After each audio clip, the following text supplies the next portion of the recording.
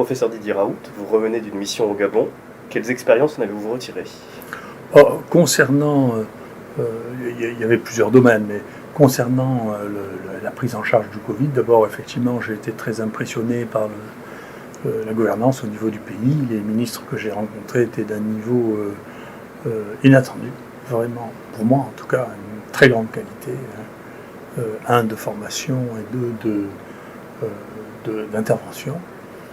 Deuxièmement, sur place, à Franceville, j'ai été impressionné par la rapidité de la mise en place des outils, qui dans certains cas ont été plus rapides qu'en France. En février-mars, ils commençaient à faire les tests Covid.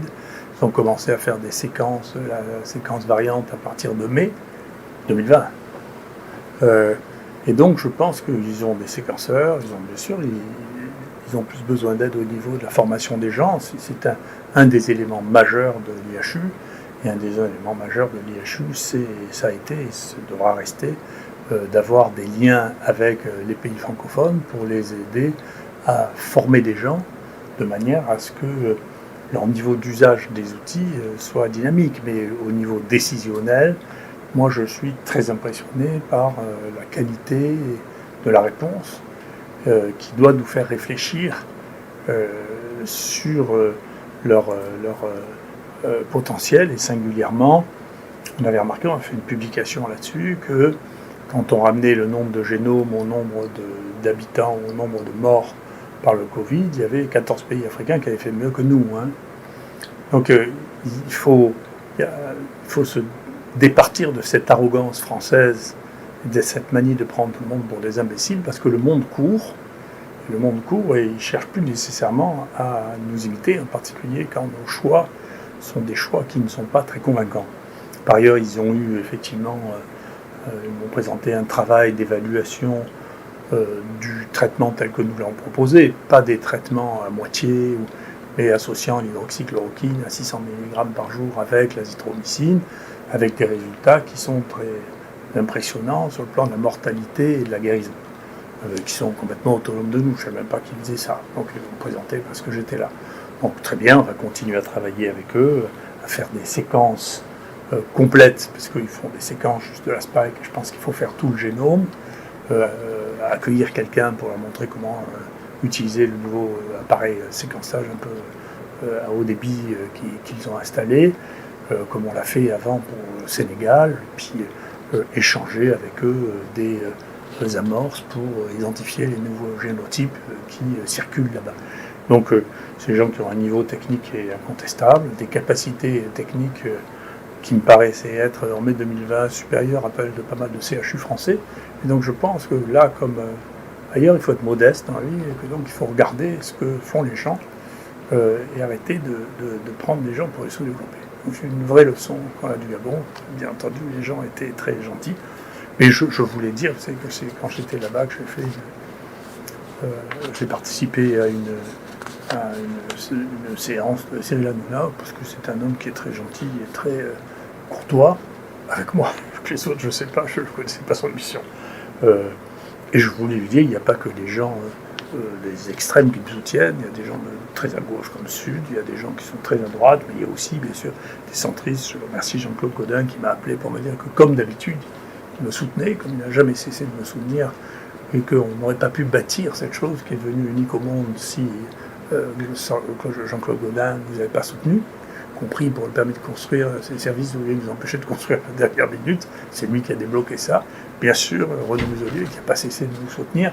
Donc vous voyez, il y a des gens qui sont républicains, il y a des gens qui sont centristes, il y a des gens qui sont très à gauche, des gens qui sont très à droite. Donc cette vision est une vision qui traverse les mondes politiques, qui n'appartient pas à un courant politique particulier, mais c'est les humains qui jugent les uns les autres avec ce qu'ils considèrent comme prioritaire ou ceux en qui ils croient, de nous soutenir, ou au contraire de considérer qu'on est diabolique. Et c'est pas même Marseille, ouais, parce que à Marseille même, juste à côté de chez nous, il y a des gens qui le considèrent comme diabolique. Donc c'est pas juste un truc Marseille-Paris, hein, c'est les humains sont comme ça. C'est devenu, pour une raison qui m'échappe, un sujet qui est, comme on dit maintenant, clivant, c'est-à-dire binaire, ça n'a pas de sens pour moi. Je ne suis pas d'un côté ou de l'autre. Moi, ce qui m'intéresse, c'est la science. On a plus de données, je vais vous le montrer, que n'importe qui au monde. Donc, on donne ces données parce que notre rôle n'est ni d'être pour ni d'être contre le gouvernement. On n'est pas un office de propagande, ni pour ni contre. Et on continue à faire la science. Alors, ça irrite beaucoup les gens parce qu'il y a des gens qui voudraient que nous utilisions, je vous en reparlerai, notre crédibilité pour soutenir leur politique, mais ce n'est pas notre rôle. Voilà, notre rôle, c'est de dire ce qui est. Et souvent, ce qui est, on le voit plus tôt parce qu'on a les outils pour le voir. C'est pas qu'on est plus malin, on les voit plus tôt. Et comme on n'a pas d'opinion a priori, sauf qu'il faut essayer d'être intelligent, je qu'ils ici des efforts. Hein. Mais du coup, tout le monde s'excite après sur est-ce que c'est vrai, c'est pas vrai, mais c'est vrai, c'est fake news, c'est pas vrai. Ces gens savaient mieux ce dont je parle que ce que je dis moi. C'est pas sérieux. Voilà. Pouvez-vous nous faire un point sur ce qui s'est passé dans l'IHU depuis 1 an et demi ?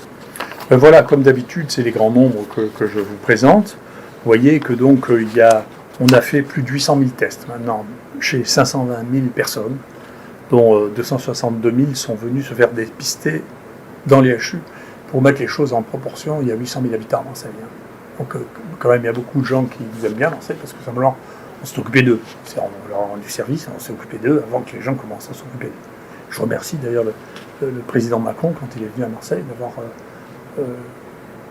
souligné que c'était la très bonne science qu'on faisait ici et que c'est nous qui avions déclenché les tests systématiques et c'est nous qui avons, je en parlerai, déclenché de faire les génomes pour les virus, pour arrêter de considérer que les virus sont des objets. Les virus ne sont pas des objets, ils sont vivants, mais que les gens se disputent pour savoir sur la signification de ce qui est là. En tout cas, ils changent beaucoup. Quoi. Que donc, il faut les séquencer pour savoir qui ils sont.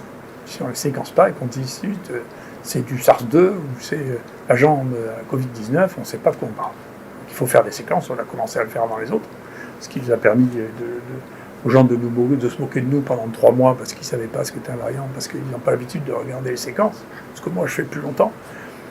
Et donc, ces points-là, je suis content que... Vous voyez, donc il n'y a pas que les gens d'extrême gauche, ni d'extrême droite, ni du centre, même le président qui trouve que ce qu'on fait est bien, je suis content. Reconnaissance. Le nombre de patients positifs, vous voyez, 57 000 personnes infectées, dont 41 000 sont venus ici, dont, parmi lesquels, plus de 30 000 ont été soignés ici, ils sont en hôpital de jour, sont hospitalisés. On a fait 25 000 sérologies. Bernard Lascola a inoculé près de 10 000 prélèvements, il a 4 500 souches. C'est la plus grande collection au monde de ce virus. Personne n'en a fait autant. Au monde. Il n'y a pas non plus un endroit au monde où on est concentré autant de patients pris en charge. C'est le premier au monde. Donc il faut remettre les choses en situation. Là, on n'est pas à se disputer pour savoir qui a fait plus ou qui n'a pas fait plus. Donc ensuite... Les ECG faits par M. Darro en particulier, parce que les gens ont commencé à s'émouvoir du rôle de l'hydroxychloroquine. Il faut voir qu'il y a plus de 30 000 personnes qui ont reçu de l'hydroxychloroquine et qu'on n'a jamais eu de problème de torsade de pointe. Et pour vous dire la vérité, la torsade de pointe, c'est-à-dire ce que les gens pensaient devoir risquer avec l'hydroxychloroquine, il y a 3 stades. Le premier, c'est la bradycardie, c'est-à-dire le ralentissement des bruits du cœur. La deuxième, c'est l'allongement de la repolarisation, l'espace QT, qui peut arriver, sans que ça veut dire qu'il va y avoir une torsade de pointe, et puis ensuite les syncopes. Eh bien, la bradycardie, ça a été étudié par une équipe toulousaine dont je ne crois pas du tout, qui cherchait à promouvoir l'hydroxychloroquine, qui a regardé sur les essais internationaux dont les données sont disponibles sur l'OMS, et qu'est-ce qui donne des bradycardies ? Le remdesivir. C'est intéressant, jamais l'hydroxychloroquine. Et ça, c'est neutre, c'est pas nous, c'est l'extérieur. Donc toute cette histoire de toxicité cardiaque, c'est un fantasme, c'est une peur irraisonnée. Et d'ailleurs, ce qui est très intéressant, si vous regardez dans les essais thérapeutiques, on dit toujours qu'il n'y a pas eu d'essais randomisés pour l'hydroxychloroquine. On n'a jamais dit que c'était l'hydroxychloroquine seule. Depuis le début, on a dit hydroxychloroquine, azithromycine. Mais vous savez, il vient encore d'être publié, dernière issue du grand journal de maladies infectieuses, une étude sur le tocilumab qui n'est même pas comparative. Ils disent on a donné du tocilumab et c'est bien. Les 3 premières études de remdesivir, il n'y a aucun comparatif. Le Lancet Gate, c'est une étude observationnelle, absolument pas randomisée. Donc tout ce qui a été publié, à part 2 ou 3 gros essais, à chaque fois que c'était sans la chloroquine, c'était publié. À chaque fois que c'était avec la chloroquine, on disait il faut que vous fassiez des études randomisées. C'est un truc spécifique pour la hydroxychloroquine. Pour le reste, vous n'avez pas besoin de faire des études randomisées pour regarder la littérature. Moi, je la connais par cœur, la littérature. Donc, c'est pas vrai. C'est pour empêcher et d'ailleurs, les deux études françaises qui avaient commencé à être faites, alors qu'il y avait une tendance à montrer, et s'ils avaient inclus autant de patients qu'ils devaient en inclure et qui avait été écrit qu'ils incluraient, on aurait bien vu le résultat. On n'a rien vu du tout, parce que ça a été arrêté à cause du Lancet Gate et que ça n'a pas été repris, bien qu'on ait su que c'était une invention totale, cette étude. Donc, c'est intéressant de voir comment la randomisation ne sert que quand on veut empêcher les publications sur la chloroquine ou sur l'ivermectine ou sur les traitements qui n'apportent pas d'argent. Donc c'est intéressant, c'est à garder en tête. Ensuite, il y a les scanners low-dose qui ont été réalisés. Pour nous, ça a été un très très grand progrès, de même que les PET scans pour le Covid long, parce que j'avais écrit ça il y a bien longtemps en disant, écoutez, il faut que les radiologues fassent un effort de recherche, parce qu'on est en train de prendre du retard, en particulier sur les scanners low-dose pour remplacer les thorax, et pour les PET scans pour détecter les images métaboliques. Et eux aussi, ils m'ont attaqué devant le Conseil de l'Ordre pour dire que c'était pas bien de dire que les radiologues ne faisaient pas assez de recherche. Enfin, je vais être très serein, comme je l'ai d'habitude, parce que je ne regrette pas ce que je dis, puisque grâce à cette stimulation, nos amis radiologues ont fait une quantité de scanners low-dose qui ont permis de détecter des choses que l'on ne voyait pas et de soigner les gens, de les anticoaguler, ce qu'on n'aurait pas pu faire si on n'avait pas eu ce très haut débit de scanners low-dose. Donc je ne regrette pas. Si ça a pu sauver une seule personne, que le Conseil de l'Ordre me traîne dedans, je m'en fiche, comme mon métier, c'est pas d'être d'accord avec le Conseil de l'Ordre, c'est de soigner les gens. Voilà. Les génotypages, là aussi, ça a été une intervention nationale. Les gens se sont rendus compte que la France avait beaucoup de retard sur les génotypages et sur les génomes. Donc ici, on a génotypé, c'est-à-dire on a identifié quel était le variant dans 30 000 cas. On a fait les génomes complets dans 18 000, ils sont déposés sur les banques de données, ça fait à peu près 21% de tout ce qu'a fait la France. Malgré le fait de l'investissement majeur qui a été fait en France sur d'autres centres, c'est grâce au fait que le ministère de la Santé a permis l'installation d'une super machine ici qui s'appelle Novasec, qui nous permet de faire du débit, on fait à peu près 1500 génomes par semaine. Donc on a une activité, là aussi, toutes ces données sont absolument uniques. Et pour calmer ceux qui disent qu'on est contre les vaccins, ce qui est une hérésie, on n'a jamais dit ça. On pense qu'en priorité, il faut faire les vaccins pour ceux qui risquent le plus d'attraper la maladie. On a été le premier centre vaccinal à Marseille. On a fait ici 12 000 vaccins, alors que les centres se généralisent.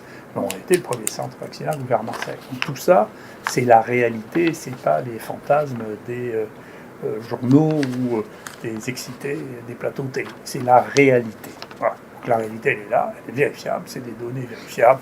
C'est ce qu'a fait les HU, donc il faut être lucide sur les HU. Il faut éviter toutes les mesures qui remettraient en cause le fonctionnement de cet instrument qui est le bijou de cette ville et qui est le bijou de ce pays en termes de maladies infectieuses. Voilà. Et je comprends bien ce qu'est la jalousie, je la subis depuis suffisamment longtemps. Il faut faire attention de ne pas être destructeur. Quand quelque chose marche aussi bien que ça, il ne faut pas le détruire. Il faut faire attention, il faut le protéger, il faut essayer de faire que ça continue à marcher, il ne faut pas le détruire.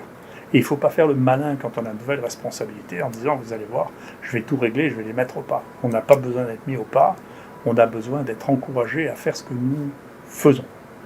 Et si les choses ne se régulent pas, moi, je suggère aux gens qui auront des responsabilités nouvelles de créer des mesures de sauvegarde des IHU pour que la nomination d'un directeur de ceci, de cela, que ce soit l'INSERM, que ce soit le CHU, ne remette pas en cause des investissements de cette taille et des outils de cette taille-là. Les IHU ont été faits pour répondre à un déficit français de centres de recherche et de diagnostic de taille mondiale. Là, vous en avez un, parmi d'autres. Il faut trouver les moyens de sécuriser ça. On ne peut pas remettre ça en danger à chaque fois que il y a quelqu'un de nouveau qui est nommé. C'est pas possible, c'est suicidaire, il ne faut pas le faire. Alors, parmi les activités que les IHU ont fait et qu'on nous a demandé de faire, bien entendu, il y a la communication au niveau scientifique et la communication au niveau du public. D'ailleurs, ce que nous reprochait la visite par le jury international, c'est un jury international qui a décidé de la création et du report du IHU, il n'y a pas un Français. Donc c'est peut-être pour ça que ceux qui sont nommés, qui sont français, sont hostiles à une décision qui n'a pas été prise par des Français, qui n'a pas été prise par des institutions françaises. Avait été créé un commissariat général, qui est toujours celui qui est responsable de ces IHU, spécialement pour que ce ne soit ni le ministre de la Recherche, ni le ministre de la Santé qui décide. C'est sous la direction du Premier ministre, et ça a été évalué par un jury international sans Français, parce que s'il y avait des Français, on commençait à faire rentrer en jeu la jalousie, les amitiés, les réseaux, et on n'était plus dans la science. Donc nous, ce qu'on fait, c'est de la science. Que ma tête vous revienne ou vous revienne pas, c'est pas très important. Ce qui est important, c'est la qualité de la science que nous faisons. Alors qu'est-ce qu'on a fait en science ? Vous voyez, dans l'IHU, si vous prenez le Web of Science, eh bien, sur cet épisode, en prenant tous les gens qui sont affiliés à cet IHU, en 2020 et 2021, sur cette maladie et sur ce virus, nous avons fait 331 publications scientifiques, d'accord, qui ont été citées 12 000 fois, et avec un H-factor, pour ceux que ça intéresse, de 39. Et parmi les papiers qui ont été faits, il y a 2 papiers dans Science, 2 papiers dans Science Immunologie, il y a un papier dans Nature qui est une presse. Et donc il y a un nombre de publications qui est absolument considérable, dans les meilleurs, y compris dans les meilleurs journaux du monde, y compris, c'est très compliqué parce qu'il y a un lobbying pharmaceutique très puissant qui nous rend les choses un peu plus compliquées, mais on survit très bien, ne vous inquiétez pas. Et si vous regardez, pareil, pour Clarivate, les 5 auteurs qui ont le plus publié, qui sont les plus cités en France, eh bien, vous en avez 4 sur 5 qui sont dans l'IHU et dans notre équipe. D'accord ? Dehors de moi, il y a Philippe Gautret, Jean-Christophe Lagier, Philippe Colson, et parmi ceux qui sont les 5 premiers, il y a, dont j'ai déjà parlé, il y a Le Chien, qui est le leader d'une équipe d'ORL internationale, qui fait partie aussi des 5 premiers. Donc en pratique, les gens qui ont le plus publié, c'est l'IHU, c'est extrêmement visible, et parmi les 5 plus publiants, il y en a 4 qui font l'IHU. Ça, c'est une publication internationale. C'est la science qu'il ne faut pas arrêter. Il faut arrêter de nous dire que c'est de la science qu'on produit, c'est de la connaissance, et c'est de la connaissance à long terme. D'accord ? Bien entendu, comme vous l'avez vu, beaucoup l'ont vu, vous êtes en train de le voir, comme on nous a dit que nous ne faisions pas suffisamment de communication vers le public, on a pris le problème en main, en particulier grâce à l'aide de Yanis et de Sylvain Buffet, et on a fait notre propre chaîne qui s'appelle « On a le droit d'être intelligent », et on a commencé à mettre cette émission hebdomadaire, et d'autre part les jeudis de l'IHU, ou des communications qui sont faites dans les staffs, d'accord ? Et le résultat, c'est que maintenant, de façon cumulée, 91 millions de personnes ont regardé quelque chose, et volontairement. C'est pas une chaîne de télévision qu'on regarde par hasard, c'est des gens qui viennent, qui cherchent et qui regardent. D'accord ? Et donc, vous voyez, on n'est pas les seuls à faire de la communication. Vous voyez, l'INSERM en fait, mais enfin, ils progressent, hein, c'est pas mal. Ils arrivent à peu près à un tiers de nous. Non, c'est pas si mal, vous voyez. Mais vous comprenez que ça irrite les gens. Le succès irrite terriblement. Oui. Et donc, vous voyez ici, eh bien, la courbe du nombre par semaine depuis février 2020. Vous voyez. Et donc, il y a des moments où on a eu, dans le mois, 10 millions de vues. Donc, si vous voulez, ça correspond à un besoin. C'est pas une chose qui arrive par hasard. Ça correspond à un besoin. Et du coup, ensuite, il y a des gens qui sont fidélisés, qui regardent. Et vous voyez, là maintenant, on est à 524 000 abonnés qui regardent, donc qui reçoivent un signal à chaque fois qu'on fait une communication et qui suivent ce qui se passe ici et ce qu'on leur raconte. Et ce qu'on leur raconte, ce sont des données réelles, c'est pas des commentaires sur la loi ou ce que devrait être la loi, mais c'est sur l'état de la connaissance. Voilà. Donc, l'état de la connaissance maintenant, l'évolution de la connaissance maintenant, c'est, vous voyez, voilà, ça c'est les données actuelles, vous voyez, du nombre de nouveaux patients testés, et puis le nombre de nouveaux patients positifs. Vous voyez, on a l'impression qu'il y a actuellement une petite descente du variant indien. Ici, c'est pour différencier, parce que bien sûr, il y a beaucoup de tourisme l'été, et puis il y a des gens qui viennent de l'extérieur pour se faire tester ou pour se faire soigner. Et donc, ça, c'est le nombre de gens à Marseille, vous voyez.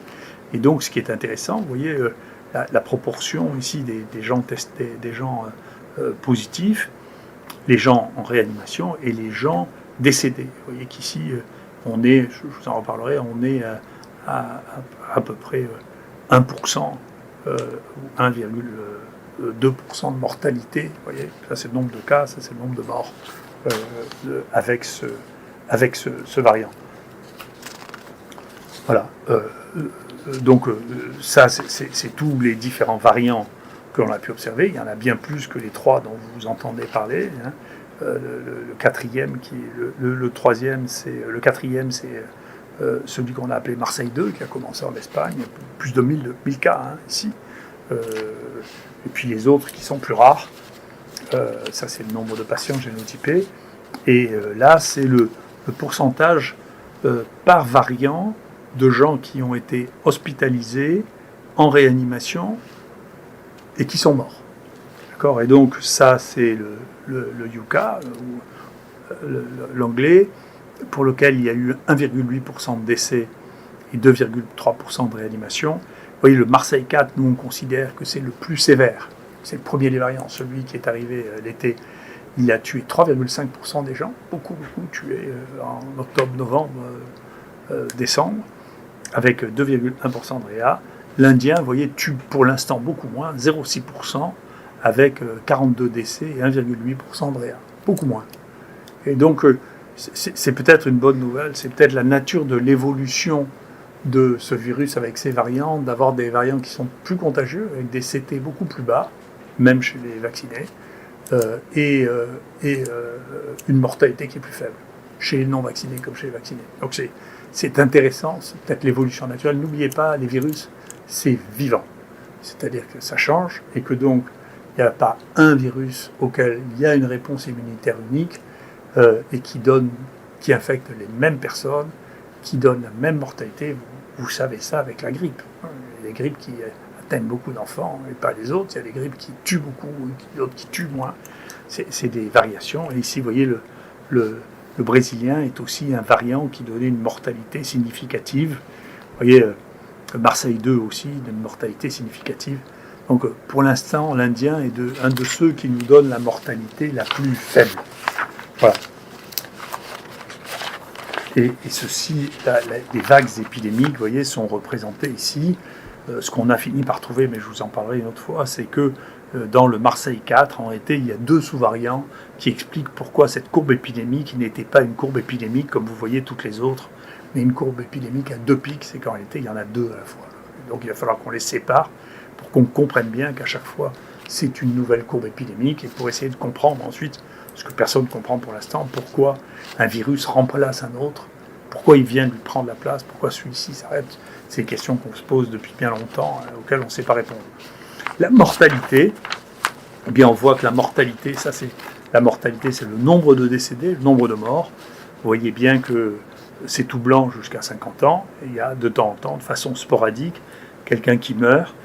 Parmi ceux qui meurent, qui sont les plus jeunes, il y a beaucoup les obésités morbides, c'est probablement la cause la plus importante.